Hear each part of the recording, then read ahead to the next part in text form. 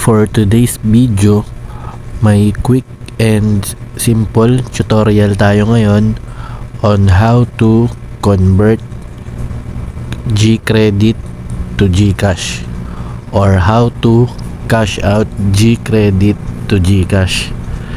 So para lang to guys sa mga nahihirapan mag-convert ng kanilang G-Credit balance papunta sa GCash nila. So paano nga ba natin malilipat yung G-Credit or paano natin maka-cash out? So unang gawin nyo guys, maghanap kayo ng tindahan dyan sa lugar nyo na nagka-cash out ng G-Credit. So meron kasing tindahan na nag-a-accept ng G-Credit or nagka-cash out ng G-Credit. So itanong nyo po sa kanila kung nagka-cash out sila ng G-Credit. Kung nahihirapan kayo or hindi kayo makahanap ng tindahan na nagka-cash out ng G-Credit, pwede po kayo magpa-cash out dito sa tindahan namin. Nag-a-accept po kami ng G-Credit or nagka-cash out kami ng G-Credit. So sample guys, ito yung G-Credit balance namin. Ayan.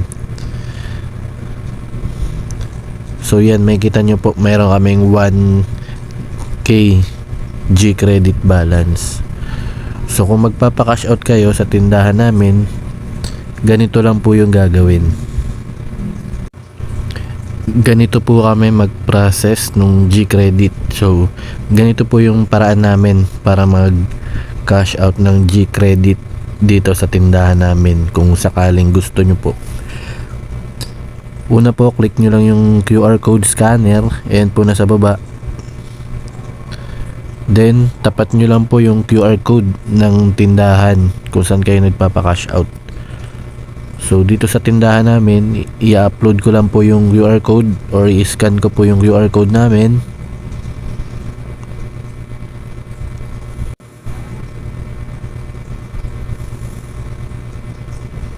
So ayan guys, yung QR code ng tindahan namin, in-scan ko. So katulad kanina, pinakita ko sa inyo, meron po akong 1,000 peso balance sa G-Credit. So sample guys, kakash out ko yung 1,000 na balance ko sa G-Credit. So ayan po, nakikita nyo, yung available balance ko po sa GCash wallet is 1,517.23. So ito pong nasa baba, lumabas po yung balance ko sa G-Credit. Meron po akong 1,000 G-Credit. So kung ika-cash out ko po, pipindutin ko lang yung pay and then okay na po yun. Lalabas na po yung resibo kapag clinic ko po yung pay. So etong video na to guys, hindi ko na pipindutin yung pay kasi wala akong balak i-pa-cash out yung G-Credit ko ngayon. So pinakita ko lang sa inyo kung paano mag-cash out ng G-Credit. So yan lang guys, in-scan ko lang po yung QR code ng tindahan namin. So nakita nyo naman, lumabas yung G-Credit. So pag clinic ko yung pay, lalabas na po yung resibo. Then kunin nyo na po agad dun sa tindahan kung saan kayo nagpa-cash out. Pakita nyo lang. So yun lang guys, sample lang yan. So hindi ko nakiklik yung pay. So ganun lang kadali.